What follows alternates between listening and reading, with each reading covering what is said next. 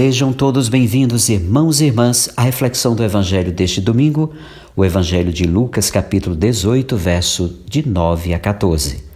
Deus ama o pecador arrependido e o perdoa. No primeiro ponto que salientamos neste Evangelho, percebemos que Jesus desmascara a falsa religião.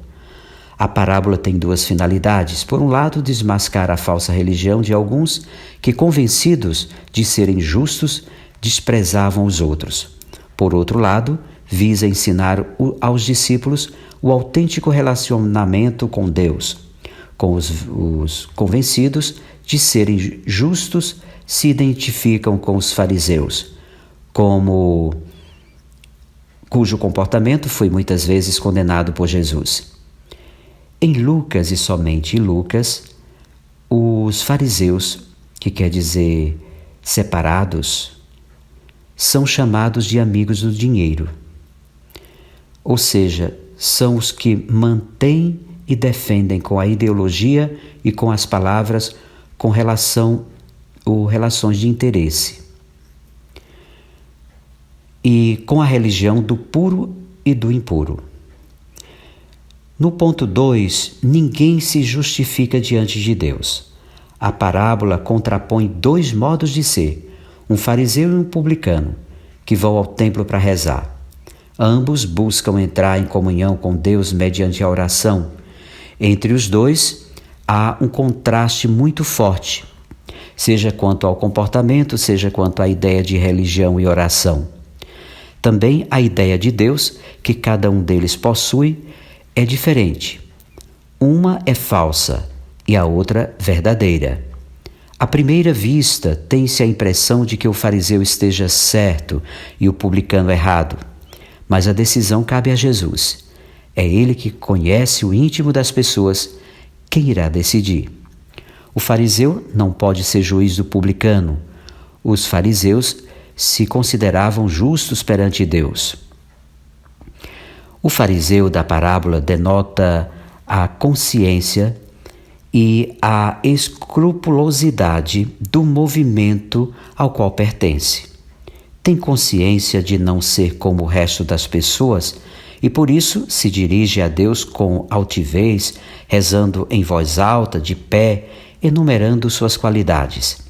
Essas qualidades se caracterizam pelo não ser como os demais e pelo fazer escrupulosamente mais do que a lei exigia. Ele não é como os outros. A pessoa passa a catalogar os pecados que evita. Os outros são ladrões, injustos e adúlteros. Esses três pecados sintetizam a transgressão do decálogo em relação ao próximo: não roube, não cometa adultério. A seguir, enumera o que faz escrupulosamente: jejua 2 vezes por semana. A lei prescrevia um só jejum por ano, no dia da reconciliação. Ele é incrivelmente generoso, indo muito além do prescrito, provavelmente jejuando em substituição pelos pecados do povo. Além disso, paga o dízimo de todos os seus rendimentos, inclusive dos que fossem isentos de taxas dizimais. O publicano é o oposto do fariseu. Sendo cobradores de impostos, os publicanos eram, e com razão, acusados de extorsão e corrupção.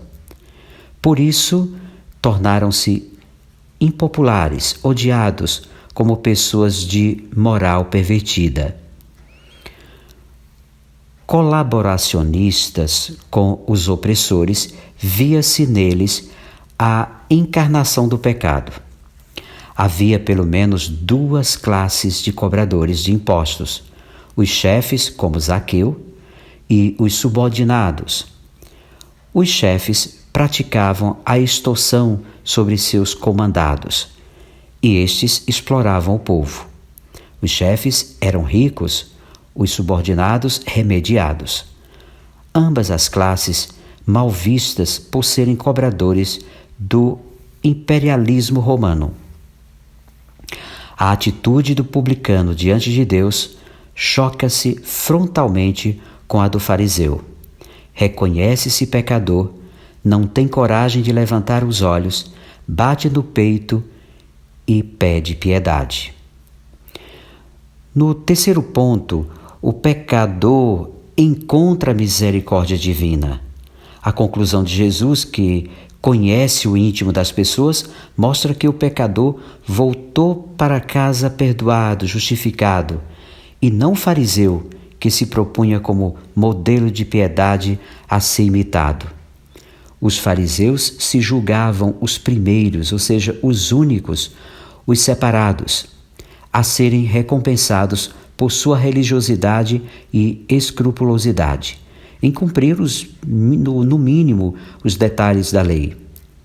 E julgavam os publicanos, os últimos, os excluídos, para os quais não havia esperança nem salvação.